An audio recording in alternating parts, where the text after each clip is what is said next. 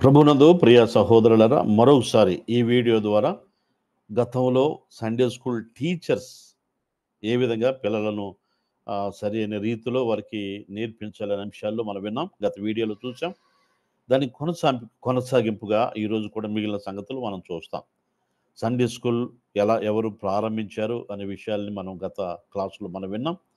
అంతేకాకుండా పిల్లల మధ్య పరిచర్య ఎంతవరకు అవసరం అనేది అంతేకాకుండా పిల్లలను ఏ విధంగా గ్రూప్స్‌గా డివైడ్ చేసి పాఠాలు చెప్పాలి అనే అంశం మీద అంత మాత్రమే కాకుండా ముఖ్యంగా టీచర్స్ కూడా ఏ విధమైన నియమాలు పాటించాలి అనే విషయాన్ని తప్పకుండా పాటించాల్సిన నియమాలండి ఇవన్నీ.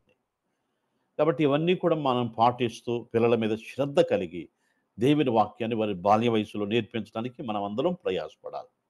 ముఖ్యంగా ఈ క్లాస్ డివిజన్స్ విషయంలో మనం గత వీడియోలో మనం చూసాం కాబట్టి ఒకవేళ ఎవరైనా ఆ వీడియో మిస్ అయితే ఆ లింక్ కూడా తర్వాత మీరు చూడండి.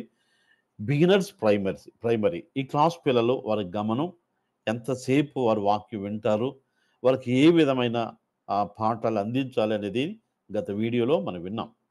అంతేకాకుండా జూనియర్స్ పిల్లలు కూడా 5, 6, 7 తరగతి పిల్లలకు కూడా వాళ్ళు కూడా వారు ఎంతసేపు వాక్యం వింటారు, వాళ్ళకి ఏ పద్ధతులు ఇష్టం, లేక వారిని ఏ విధంగా వారిని సరైన మన దారిలోకి నడిపించాలి అనే విషయాలు కూడా మనం విన్నాం. ఆ తర్వాత ఇంటర్మీడియట్ పిల్లలు కూడా వాళ్ళు ఎలాగో వాళ్ళ నైజం ఏంటి, లేక వారికి ఏ విధంగా వారిని మనం వాక్యం వైపు మళ్ళించాలనే సంగతుల్ని గత వీడియోలో మనం ఆలోచించాం. ఈరోజు పిల్లలకి వాక్యం మీద మరింత ఆశ కలిగి ఉండాలంటే కేవలం ప్రతి వారం కూడా ఒక బైబిల్ స్టోరీతోనే కాదు. వాక్యం ఎంత అవసరమో వాక్యముతో పాటు మార్చిగా ఒక వారం బైబిల్ స్టోరీ అయితే ఒక వారం మిషనరీ స్టోరీ. మిషనరీస్ అంటే George Muller, David Livingstone, Hudson Taylor, Bakht Singh ఇలాంటి భక్తులు ఎందరో మిషనరీలు ఉన్నారు. ఆ మిషనరీలోని మొత్తం హిస్టరీ మనం చెప్పలేం కానీ దాంట్లో ఒక్క ఇన్సిడెంట్ మాత్రం చెప్పి ఆ పిల్లలకి చెప్పినప్పుడు వాళ్ళ పిల్లలు ఆసక్తిగా వింటారు. మూడవదిగా ఒక వారం జనరల్ స్టోరీ కూడా చెప్పాలి. అంటే రెగ్యులర్‌గా మనం ఇలా చెప్పటం కాదు గానీ, మార్చి పిల్లలకి అందించడం వల్ల వారికి ఆసక్తి పెరుగుద్ది. ఏదైనా గానీ బైబిల్ స్టోరీ గానీ, మిషనరీ స్టోరీ గానీ, జనరల్ స్టోరీ గానీ, ఆ స్టోరీ ఆ వారముతోనే ముగించేయాలి. ఎపిసోడ్‌గా మిగిలినది వచ్చే వారం నేర్చుకుందామంటే వాళ్ళకి గుర్తుండదు వాళ్ళకి. లేకపోతే అంత కాన్సంట్రేషన్ ఉండలేదు వాళ్ళకి. కాబట్టి ఎప్పటికప్పుడే ముగించేసేయాలి. అంతేకాకుండా ఏ స్టోరీ అయినా దాంట్లో నీతి, ముఖ్యాంశం ఖచ్చితంగా చూపించాలి మనం. అది ముందే మనం ప్రిపేర్ అయ్యి ఉండాలి. ఇవాళ ఏదైనా చెప్తున్నామంటే దాంట్లో హైలైట్ చేయాల్సిందేంటి అనే విషయాన్ని ముందు మనం ప్లాన్ చేసుకొని చెళ్ళాలి గానీ, ఏదో పిల్లలే గదా! అప్పటికి ఏదైనా చెప్పేయొచ్చు అనుకుంటే అట్లానే ఉంటది మరి. కాబట్టి ఖచ్చితంగా మనం చెప్పే స్టోరీలో నీతి, ముఖ్యాంశం అనేది ఖచ్చితంగా ఉండాలి. అంతేకాకుండా పిల్లల వయసును బట్టి స్టోరీకి సంబంధించిన కంఠత వాక్యం ఇవ్వాలి. మనం చెప్పే స్టోరీ వేరే, ఇచ్చే కంఠత వాక్యం వేరైతే అది సరిగాదు. ఉదాహరణగా జక్కీ స్టోరీ చెప్పామనుకోండి, జక్కీ స్టోరీ చెప్పినప్పుడు రక్షణ అది ముఖ్యమైనది కాబట్టి, రక్షణకు సంబంధించిన కంఠత వాక్యం ఉండాలి గానీ, లేకపోతే ఇంకొకటి ఏదో తీసుకొని ఆయన ధోని ఎక్కి ఆహ్, లేకపోతే కొండ మీద కూర్చోండి, వారికి బోధించుచుండెను అంటే అది కూడా వాక్యమే. కానీ సరిపోయిన కంఠత వాక్యం కాదు. ఇది గమనించాలి. స్టోరీకి సంబంధించిన కంఠత వాక్యమే ఉండాలి. అంతేకాకుండా పిల్లల వయస్సును బట్టి కూడా ఇవ్వాలి. బిగినర్స్ అంటే చిన్న పిల్లలు కాబట్టి, ఆ స్టోరీకి సంబంధించిన ఒక లైన్ మాత్రమే ఉండాలి. పెద్ద పిల్లలైతే వెతికి పట్టుకొని మనం ప్రయత్నం చేయాల్సిందే. కొంచెం దానికి రిలేటెడ్‌గా ఉన్న కంఠత వాక్యాన్ని కూడా మనం పిల్లలకి అందించాలి. అది కంఠత వాక్యాలు. అది పిల్లలకి చెప్పే స్టోరీల విషయాల్లో. ఇకపోతే కంఠత వాక్యాలు చెప్పే పద్ధతి. కంఠత వాక్యాలంటే మనం ఇక్కడి నుంచి ఇక్కడ చదవండంటే కాదు గానీ, వాళ్ళకి పిల్లలు గాబట్టి ఇంటికెళ్ళాక ఆళ్ళ చదివే పరిస్థితులు ఉంటాయో లేదో గానీ, మన దగ్గర ఉన్నారు గాబట్టి మనమే పిల్లలకి కంఠత వాక్యం నేర్పించాలి. మనకి పిల్లలకి కంఠత వాక్యం నేర్పించినప్పుడు చేతికి 5 వేళ్ళున్నాయి కదా! అదొక పద్ధతి. 5 వేళ్ళకి ఒక్క పేరు. యెహోవా నా కాపరి. కీర్తనల గ్రంథం 23:1 ఇట్లాగా. ఈ వేలేమో ఒకటి, ఈ వేలొకటి, ఈ వేలొకటి, ఈ వేలొకటి ఇట్లాగ మనం చూపించినప్పుడు వాళ్ళు సారిగా వాళ్ళని కన్‌ఫ్యూజ్ చేసో, మార్చో ఇట్లాగ అడిగి వాళ్ళకి కడత వాక్యాలు గుర్తుంటాయి. తర్వాత పిల్లలను వరుసగా నిలవబెట్టి ఇదే పద్ధతి అంతే. ఇక్కడ చేతి వేళ్ళు చూపించాం. అక్కడ పిల్లలను వరుసగా నిలబెట్టాం.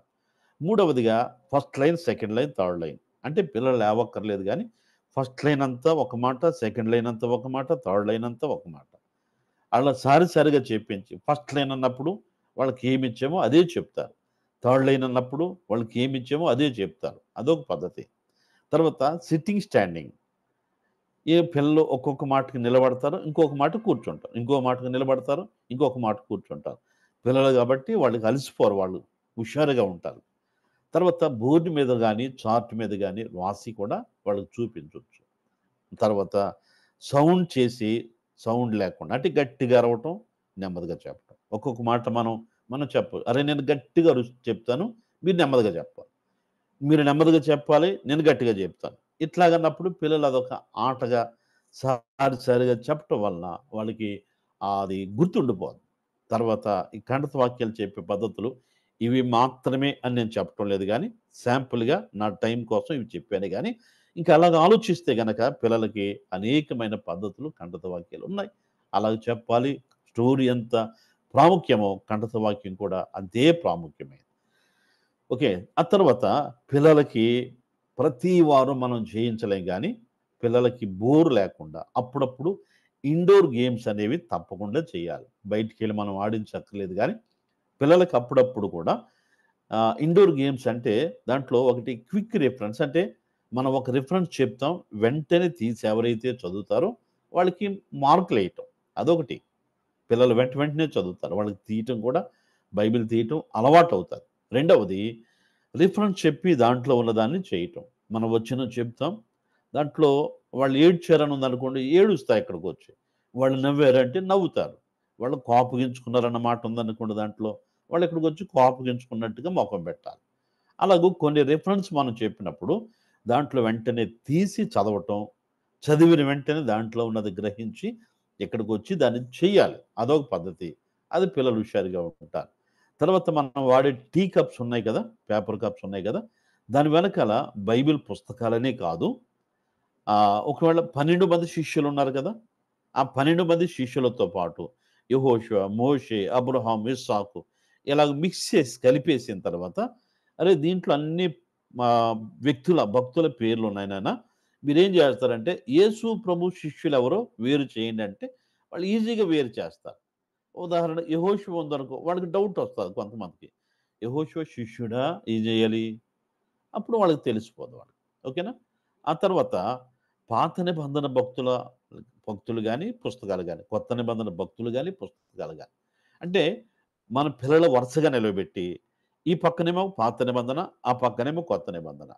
ఒకవేళ భక్తుల పేర్లు చెప్తాం అనుకోండి. ఆ భక్తుని పేరు ఈ లెఫ్ట్ పాత నిబంధన, క్రొత్త నిబంధన భక్తులు రైట్ సైడ్ అనుకోండి.